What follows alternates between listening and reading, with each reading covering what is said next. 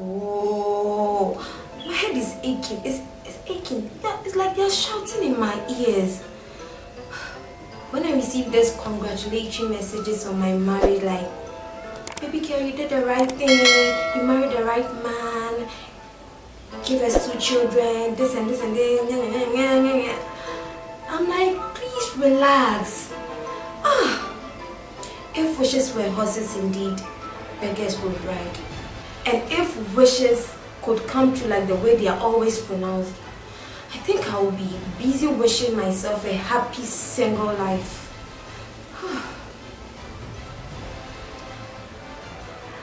I am a young, hardworking woman. Yeah, a hardworking woman as such. I don't mean to boast, but in this society where we find ourselves, very few women can associate their wealth to the fruits of their labor. And I'm proud to say I am part of these few ladies.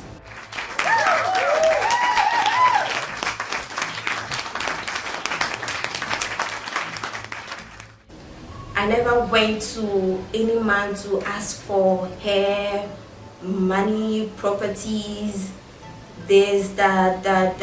No, I didn't do that. I worked hard for myself. I really worked hard for myself.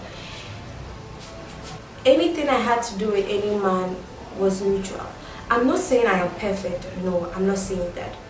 I didn't even marry as a virgin, but I never went to any man to ask for help. I did everything on my own. Now to my husband. He is well-mannered, polite, gentle, by all standards. He is intelligent. Come on, he's the best that everyone could actually ask for. Aww. What drew me even more closer to him was how he listens to me. He made me feel loved. And I really appreciate that about him. There were times I went to his house for him to make the move on me, and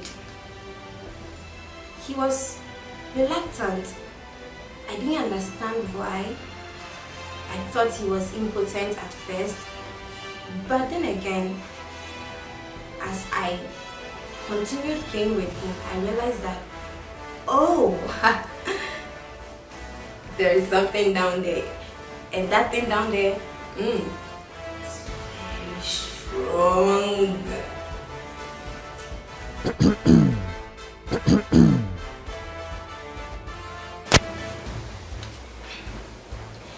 The only problem I had with him was that he was unemployed.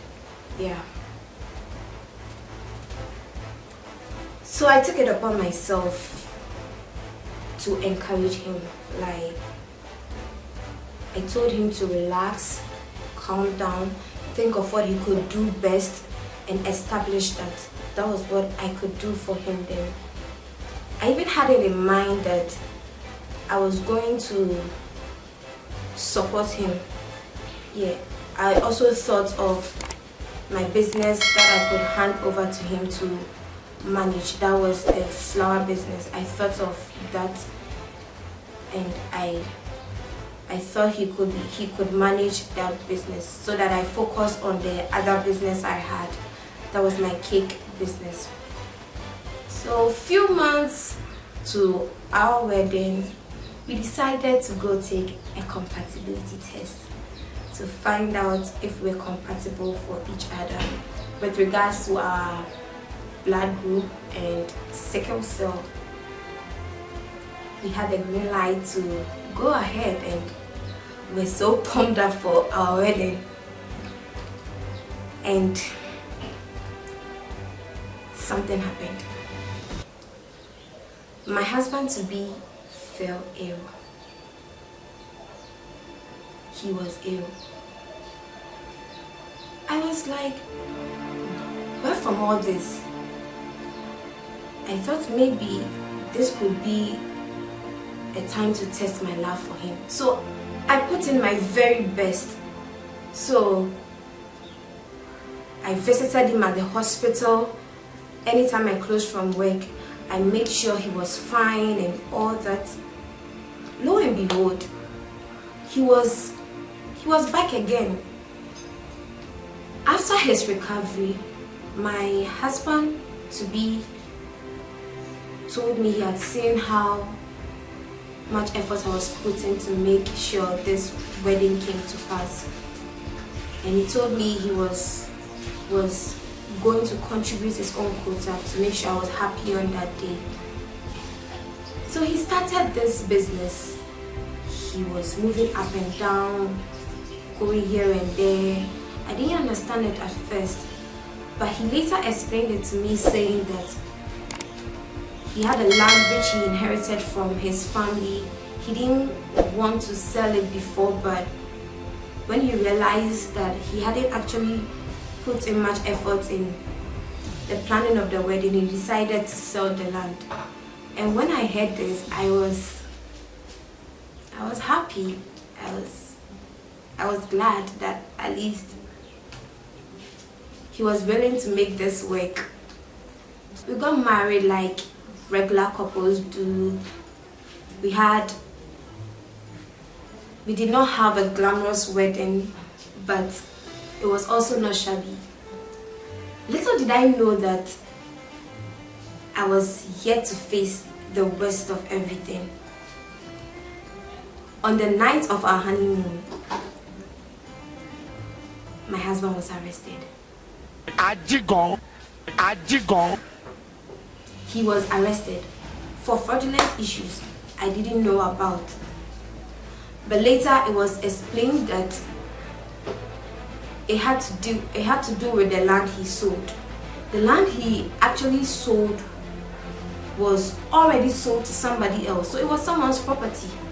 But because he didn't consult his family elders before selling the land, he didn't know.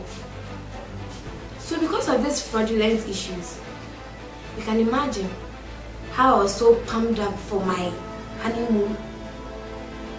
We didn't do the do. Like, you can imagine, like, freshly married couple, like, we're about to do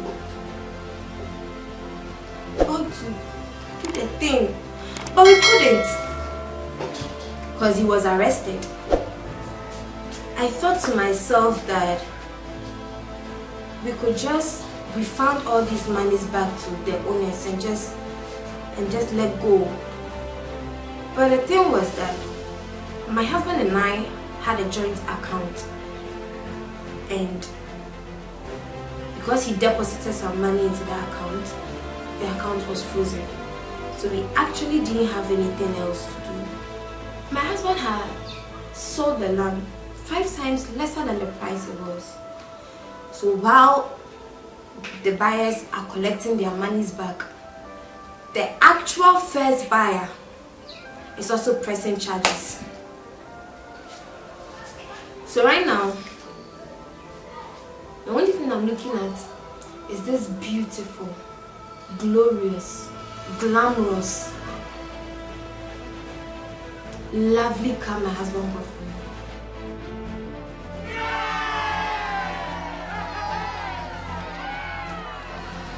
It was supposed to be a surprise gift. And look at it. We have to sell it.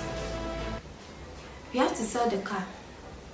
Oh, I don't know what is wrong right now. I don't know what has happened. Oh gosh. As I sit here not knowing what to do, can you imagine? People are here wishing me a happy married life. My husband is in a cell. My husband is in a cell, and I spent my honeymoon at the police station. A happy married life.